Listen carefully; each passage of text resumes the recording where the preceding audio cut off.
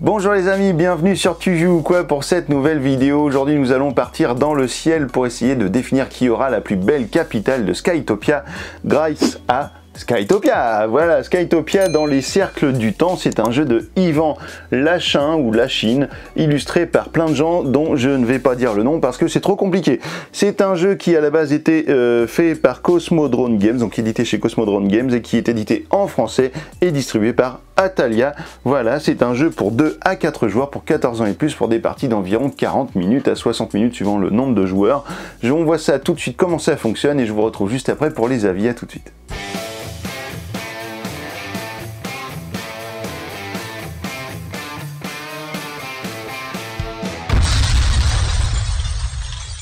Voici donc le matériel de Skytopia avec une mise en place pour 2 joueurs juste devant vous. Alors ici nous avons chaque joueur qui va prendre un plateau de joueurs qui est juste ici. Donc vous avez le jaune ici, alors reconnaissable par le golem jaune qui est juste ici, et le bleu par son golem bleu. Chaque joueur va prendre les dés correspondant à sa couleur. Vous allez prendre 5 pièces, 5 valeurs d'argent en fait dans la banque qui est juste ici. Donc vous avez des pièces de 5, de 3 et de 1. Donc vous pouvez prendre aussi bien une pièce de 5 ou des pièces de 3 avec des pièces de 1 ou que des pièces de 1, c'est comme vous voulez. Vous allez ensuite séparer les cartes qui sont notées 3 et 4 joueurs. Voilà, 3 plus et 4 sur toutes les couleurs de cartes. Vous les mettez de côté, vous les rangez dans la boîte. Pour une partie à 2, ça ne vous servira pas. Ici nous avons un plateau de score avec, alors attention plateau de score, déjà je vous le dis tout de suite parce que on s'est fait avoir plusieurs fois, c'est-à-dire que le plateau de score, vous voyez qu'il va comme ça, en spirale comme ça, donc dans l'évolution des points, donc quand vous êtes arrivé au bout, vous ne reprenez pas ici pour aller de gauche à droite, c'est perturbant, on s'est fait avoir, donc attention, méfiance à ça. Vous allez ensuite choisir parmi les tuiles guild qui sont repérées comme ça avec un 1, 1, 2 et un 3, donc vous avez 4 tuiles disponibles dans le jeu pour chaque numéro. Et bien vous allez en prendre une au hasard pour chaque valeur, donc la valeur 1, 2 et 3, et vous allez les placer juste en dessous du plateau de score. Ici nous avons un grand marché aux cartes de tour qui vont vous permettre de faire évoluer, qui seront évidemment le cœur du jeu, donc on va y revenir dans un instant, mais vous voyez déjà que vous avez 4 couleurs de tour et que vous avez 2 rangées d'accessibles parce que nous sommes 2 joueurs. Si nous étions 3, eh bien nous aurions une 3e rangée, et si nous étions 4 joueurs, eh bien on aurait 4 rangées de cartes visibles dès le début de la partie. On a ici un pion premier joueur, donc je vous ai mis tout à plat, hein. Normalement c'est des trucs qui sont debout, mais là je vous ai mis tout à plat, donc un pion premier joueur qui est juste ici. Alors c'est le joueur qui aura construit le dernier truc, pardon, genre un château de sable ou ce que vous voulez à la maison, qui prendra le pion premier joueur. Et enfin, un autre cœur du jeu, voilà, vous avez ici le chronomètre, donc là je l'ai couché pour que vous puissiez le voir avec la caméra du dessus, mais normalement c'est pareil, il est debout, avec un léger angle pour que tout le monde le voit bien, et donc c'est le chronomètre avec différentes inscriptions dessus, on va y venir dans un instant.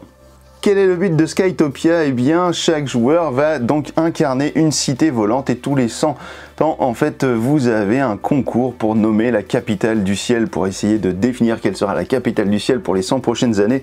Et donc, les golems vont fabriquer des tours pour être la plus belle des capitales. Le joueur qui aura le maximum de points à la fin de la partie, eh bien, gagnera la partie de Skytopia.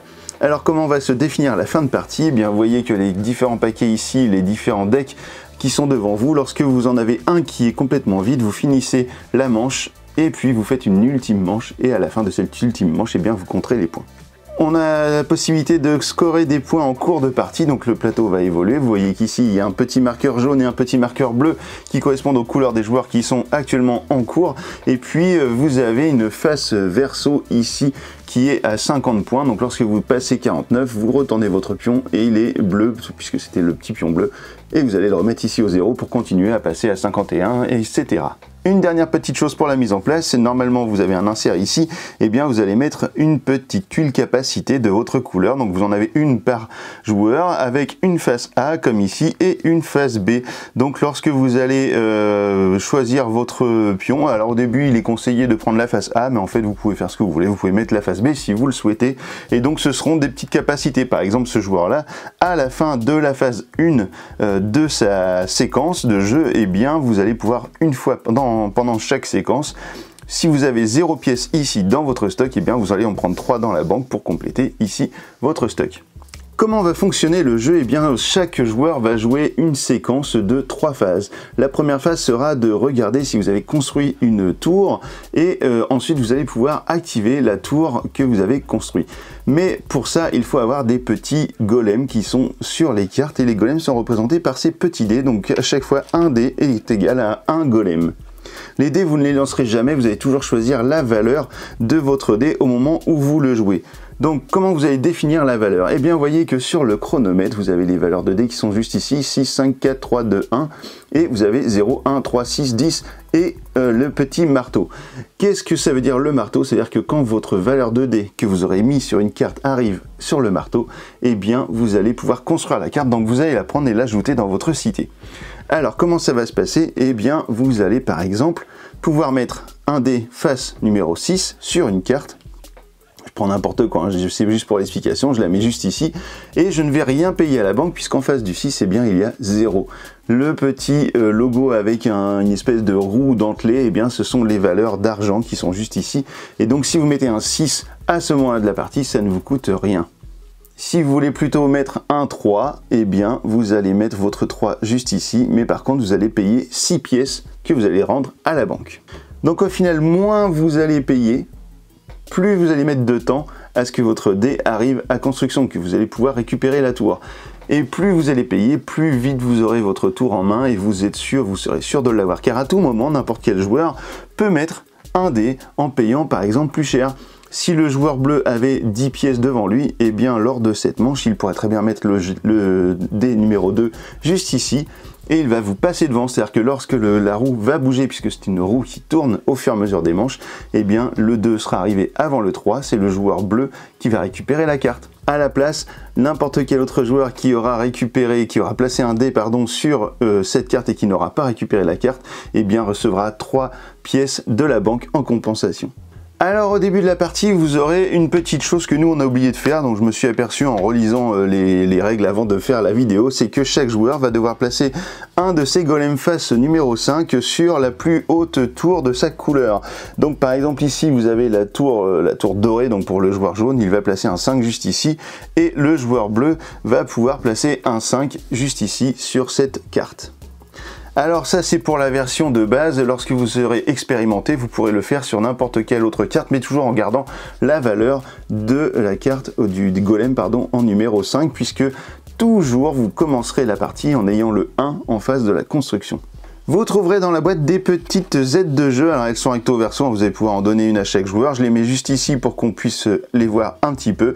Vous aurez le rappel des tours de jeu, quelques rappels de règles et surtout aussi l'iconographie. Donc tout ce qui est avec des petits lauriers, ça va pas changer avec beaucoup de jeux, ce seront les points de prestige, les dés je vous l'ai dit ce seront les golems. Quand une carte est représentée, ce sera une carte tour qui soit placée juste ici ou dans votre zone de jeu, sur votre cité. Un petit éclair, et bien comme dans plein de jeux, il s'agit de l'activation immédiate de la carte. Lorsque vous verrez 3 petits bonhommes comme ça, ce sera tous les autres joueurs, mais pas vous. Voilà, ça concerne tous les joueurs sauf vous. La petite roue dentelée avec jaune avec un chiffre, et bien ce sont des pièces. Lorsque vous verrez ce symbole, et bien ce sera votre cité. Lorsque vous verrez une symbole de tour, ce sera une tour. Et lorsque vous verrez le symbole construction, ce sera la construction de la carte en question sur le marché. Et enfin, vous avez les armoiries. Donc vous avez remarqué peut-être que sur chaque carte, vous avez des petits blasons. Eh bien ces blasons vont vous servir principalement et quasiment même uniquement à compter des points en fin de partie grâce aux guildes qui sont ici. Les guildes concernent tous les joueurs et lors du décompte des points, vous allez regarder combien de points vous allez marquer grâce à eux. Donc par exemple, celui-ci, vous gagnerez 1 point de victoire pour chaque carte dans votre tour la plus élevée. Donc vous regarderez quel tour a le plus d'étages dans votre cité et vous marquerez 1 point par carte. Si vous avez 5 tours, y compris la base, vous marquerez 5 points. Pour la guilde des marchands, eh bien, vous marquerez 3 points pour chaque blason différent dans votre tour jaune. À chaque fois, vous voyez qu'ici, déjà, y compris la base, vous avez l'espèce de petite chouette. Si vous mettez une autre chouette, ça vous rapportera pas 3 points supplémentaires. Par contre, si vous mettez comme ici un petit dragon, eh bien, vous aurez 3 et 3, 6 points. Plus vous mettrez de blasons différents, plus vous aurez de points à la fin de la partie. Et enfin, la dernière guilde, la guilde des artisans, vous rapportera 3 points pour chaque carte avec une tête d'oiseau, y compris les bases. Donc déjà, celle-ci vous rapportera 3 points, et par exemple, celle-ci vous rapportera également 3 points supplémentaires. Donc attention aux guildes, car souvent la victoire se joue grâce à eux. On va démarrer la séquence du premier joueur, donc la première manche, et le premier joueur va donc regarder s'il a possibilité de finir un projet et donc d'activer des tours. Évidemment, on n'est qu'au début de la partie, il est impossible de faire cette phase lors du premier tour, il est quasiment impossible de le faire lors du deuxième tour aussi. À partir du troisième tour, vous allez commencer à pouvoir réaliser des projets, ne soyez pas inquiets. Donc vous n'allez pas pouvoir réaliser de tours, par contre vous allez faire la phase 2, vous allez envoyer un golem au travail. Donc là vous allez prendre un de vos dés et vous allez regarder donc la petite roue du chronomètre, combien vous avez d'argent. Donc déjà 6 et 10 vous ne pourrez pas le faire, donc vous pouvez placer un golem soit en face 6, soit en face 5, soit en face 4.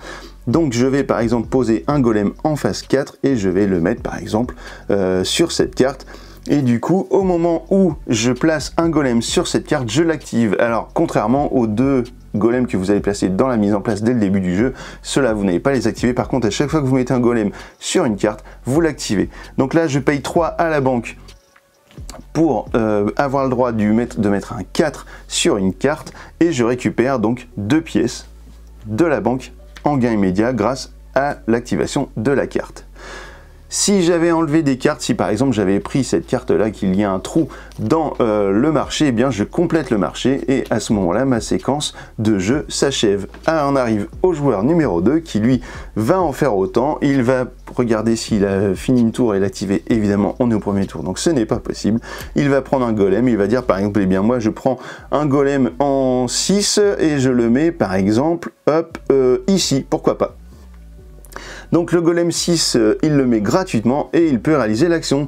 Tournez tous vos dés, donc vos golems, ou certains, donc si vous n'êtes pas obligé de le faire, d'un cran vers la construction. Donc qu'est-ce que ça veut dire? Ça veut dire que par exemple ici mon golem numéro 5, il est ici. Donc si je le tourne d'un cran vers la construction, eh bien je vais le tourner vers sur la face numéro 4 et du coup je gagne un tour pour pouvoir le récupérer bientôt. On complète le marché si besoin et enfin la manche est terminée puisqu'on n'est que 2 joueurs et donc on va tourner la roue hop, dans le sens des aiguilles d'une montre comme c'est indiqué juste ici avec les petites flèches et là vous voyez que les valeurs ont changé et maintenant ce n'est plus le 6 qui sera gratuit, ce sera la face numéro 1 de vos golems.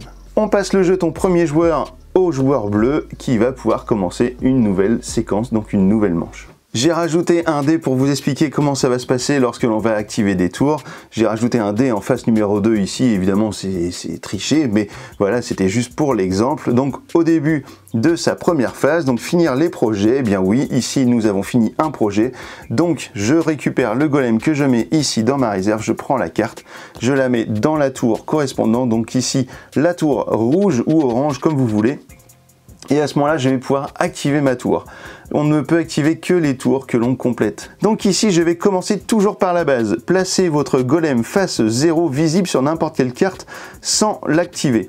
Voilà, donc le golem que j'ai récupéré, eh bien je peux le mettre sur la face 0 visible sur n'importe quelle carte sans l'activer. C'est-à-dire que là, je vais devoir prendre mon golem, le placer en face numéro 1 puisque ça correspond à la face 0 et je vais pouvoir le mettre sur une carte sans l'activer. Hop, par exemple, juste ici. Vous voyez, grâce à cette action de carte, eh bien, j'ai gagné un tour pour envoyer un golem travailler. Je l'envoie à travailler gratuitement. Et enfin, je fais la seconde tour qui est juste au-dessus. Placez votre golem face 1 visible sur n'importe quelle carte sans l'activer. Donc là, je pourrais très bien prendre un autre golem. Hop, je le prends et je le mets face 1, pardon, donc le numéro 6, je le prends et je le mets sur une autre carte. Hop, et voilà, par exemple, juste ici. J'ai terminé ma phase d'activation des tours, je peux maintenant envoyer un golem travailler. Donc vous voyez, en un tour, je vais pouvoir faire pas mal de choses. Donc là, je vais par exemple envoyer mon golem, je vais mettre la face numéro 5, et je vais, par exemple, le mettre ici. Alors je ne pourrais pas le mettre ici car il y a déjà une face de valeur 5 sur cette carte. Ça, attention, vous ne pouvez pas mettre le dé d'une valeur identique sur une autre carte. Par contre, vous pouvez mettre en dessous, il n'y a pas de problème. Alors sachez que si par stratégie vous pouvez mettre en dessous, comme par exemple si je le mets juste ici, je pourrais très bien le mettre là pour récupérer 3 pièces plus tard lorsque la carte va s'en aller. Donc ça peut être une stratégie pour récupérer des ressources. J'ai cherché dans la notice, c'est pas marqué que c'est interdit, donc on peut le faire. Ici, je vais donc mettre mon golem, hop, juste ici, et vous voyez que je n'ai plus de golem. Si à un moment donné, je devais mettre un golem et que je n'en ai plus, eh bien, je dois en enlever un d'une carte pour le mettre ailleurs ou le remettre sur la même carte si vraiment je n'ai plus que ce choix-là.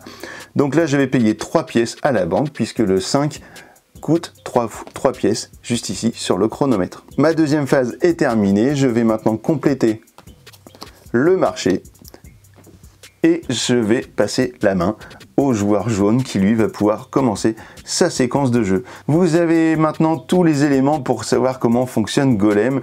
Vous allez continuer comme ça jusqu'à un moment où par exemple la tour jaune, le paquet de cartes jaunes ou une autre couleur, mais je vous prends l'exemple du jaune, soit épuisé et à ce moment-là vous allez terminer la manche en cours et vous ferez une ultime manche pour définir le gagnant de la partie de Skytopia. Alors lorsque vous allez compter les points, qu'est-ce qui va se passer? Eh bien vous allez regarder le niveau. Alors imaginons que l'on était par exemple à 23, 13, voilà. Vous allez regarder donc le niveau de points de prestige qui est sur le plateau. Ensuite vous allez regarder combien de points rapporte chaque guilde et vous allez donc additionner ça au score. Vous allez regarder si vous avez des cartes laboratoires dans votre tour. Les cartes laboratoires sont des cartes qui sont ici dans les tours violettes.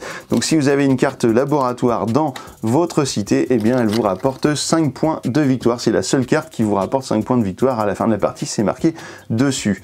Chaque paquet de pièces de 5 va vous rapporter 1 point de victoire. Donc par exemple ici, on aurait 1 point, 2 points et 3 points, le reste est perdu, donc 3 points de victoire, ici aucun point de victoire.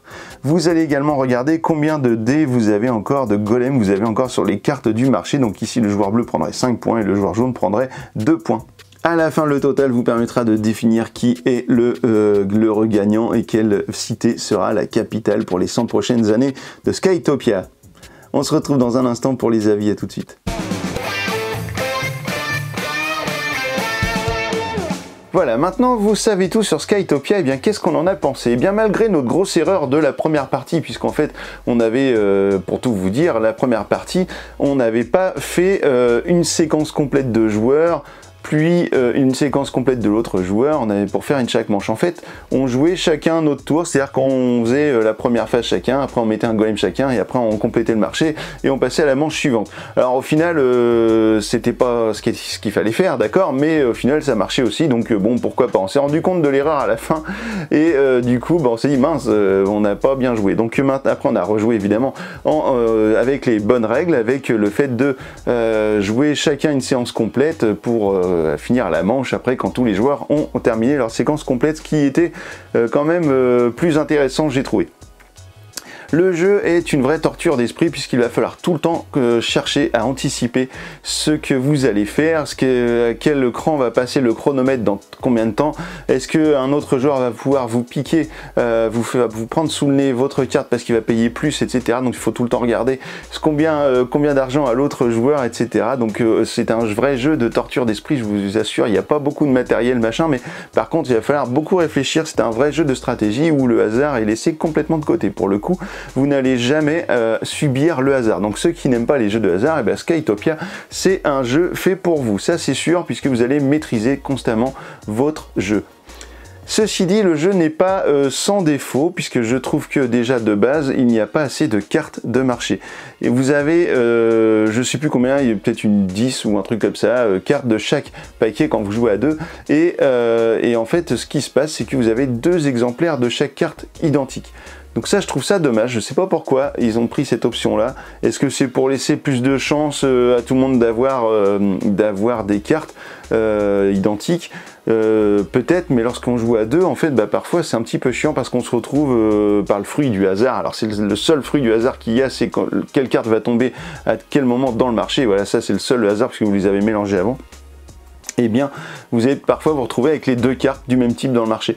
Et je trouve que 5 ou 6 cartes différentes par marché, c'est pas assez, et ça aurait mérité d'avoir un peu plus de choix différents, surtout pour donner envie au niveau de la rejouabilité, parce que vous allez toujours un petit peu tomber sur les mêmes trucs. Donc ça, j'ai trouvé ça un petit peu dommage. Un deuxième truc qui est un petit peu dommage, c'est au niveau de la partie à 2 joueurs. On a trouvé qu'il aurait fallu des règles adaptées à 2 joueurs, parce que en finale, vous allez démarrer une manche en tant que premier joueur, vous avez le jeton premier joueur, vous faites votre séquence complète de jeu, le deuxième joueur fait sa séquence complète de jeu, et du coup vous arrivez à la fin de manche. Vous tournez le chronomètre et vous passez le jeton premier joueur. Du coup, le joueur qui vient de jouer sa séquence de jeu, et ben recommence tout de suite une séquence de jeu. Ce qui fait qu'au début ça va parce que c'est rapide parce qu'on fait pas grand chose. Par contre, dès qu'on commence à avoir des cartes qui arrivent et à multiplier les actions des tours, etc., et ben là ça devient un peu chiant parce qu'en fait on attend quoi. C'est-à-dire qu'en tant qu'autre joueur, et ben en fait vous attendez que le joueur finisse sa séquence de la manche sur laquelle vous étiez premier joueur, et du coup vous êtes obligé d'attendre qu'il fasse son premier joueur, en fait sa séquence de sa manche à laquelle il est premier joueur. C'est compliqué à expliquer, mais du coup je pense que vous avez compris que du coup vous avez un joueur, vous allez tout le temps jouer 2 manches d'affilée, un coup sur 2. Donc ça c'est un petit peu dommage. Je pense qu'il aurait fallu adapter un petit peu la partie à 2 joueurs. En enlevant ça, le jeu se joue très bien à 2, il n'y a aucun problème. La stratégie, elle est là. Vous pouvez jouer des parties, c'est vraiment un jeu adapté à 2 joueurs, mais c'est la mécanique de tour qui est bizarre. Je ne sais pas comment on pourrait l'adapter, mais c'est un petit peu... Voilà, on attend un peu, ça c'est un peu chiant. Là, au niveau du matériel, tout est nickel, voilà, tout est très bien fait, tout est propre, tout est beau. Il n'y a rien à dire là-dessus, juste à part le fait qu'il manque des cartes, mais c'est comme ça. Alors je trouve que dans la boîte, il y a quand même des espaces assez gros. Je pense qu'il y a des extensions qui vont arriver parce que tous les inserts, alors ça c'est très bien, toute la boîte il y a les inserts, donc vous allez pouvoir mettre tout votre matériel, donc ça c'est cool, mais il y a plein de places, donc à mon avis il y a des extensions qui vont arriver, et s'il y a des extensions qui doivent arriver, et ben, je trouve dommage qu'il n'y ait pas eu plus de cartes dès le début dans la boîte de base. Et bah écoutez, voilà, ça n'empêche que Skytopia est un très bon jeu, il n'y a pas de souci là-dessus, donc je vous le conseille si vous voulez tester un petit jeu, parce que, alors je dis un petit jeu parce que c'est pas un jeu compliqué, donc à 2 ça va très bien, ça va vite, voilà, vous pouvez jouer à Skytopia chez vous, vous allez pouvoir le tester même dans des bars jeux, faites comme vous voulez, mais en tout cas maintenant que vous savez tout sur Skytopia, et ben alors tu joues quoi.